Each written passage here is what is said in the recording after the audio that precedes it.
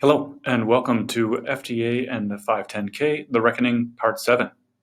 My name is David Lawrence. I am an Illinois qualified lawyer living and working here in Thailand since 2010, with my relevant experience being some time with the EPA, another large federal administration, and working for a medical glove supplier here in Thailand, a well-known large one. Where I was responsible for their FDA matters, among other items. This series is about what I believe to be, and it would be hard to argue that there won't be something done, but what I believe to be the FDA's response, right now that they're catching their breath and running their marathon, starting to run their marathon, to those who have exploited the weaknesses in the 510K and FDA database registration systems to shortcut the regulatory processes under 510Ks, or to circumvent or ignore the other two pathways, one being unregulated PPE and the other being the FDA's emergency use authorization, which requires special labeling on a box to bring it in and sell it to a hospital. People who have not followed those pathways and have decided to go a little cowboy with some dodgy 510Ks and all the way up the supply chain to the manufacturers and repackers who facilitate this will probably face something. I suppose it's within the realm of possibility that they won't. Not everybody will, of course, but I think a lot of people are going to get dinged, as we say.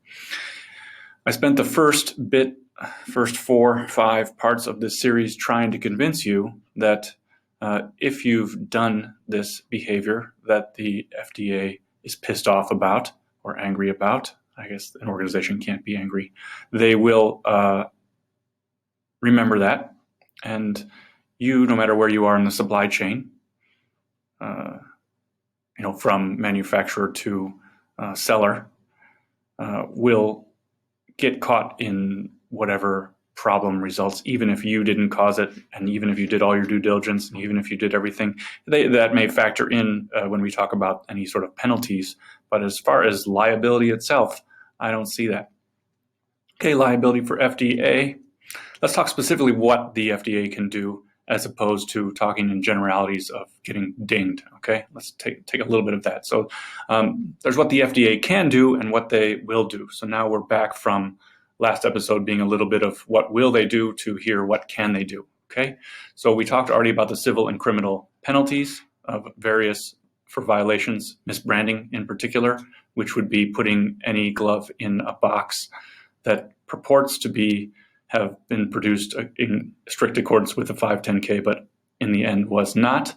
Also, there's disgorgement of profits. Okay, so that means they'll go back for the year or two, and not only will they fine you for some violation, but they also will go after the profit that you took, right? So COVID-19 profiteering is really a big enforcement area for the FDA, right?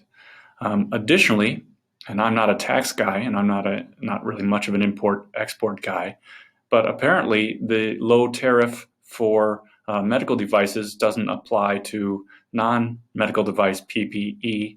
So they can say, well, you really didn't bring in PPE, you really didn't bring in a medical device, you just brought in PPP, so that favorable tax treatment you got is gone. Okay, so that's a lot of ways to ding you. Of course, you can do jail time for quite serious offenses. But these are some of the things they can do, okay?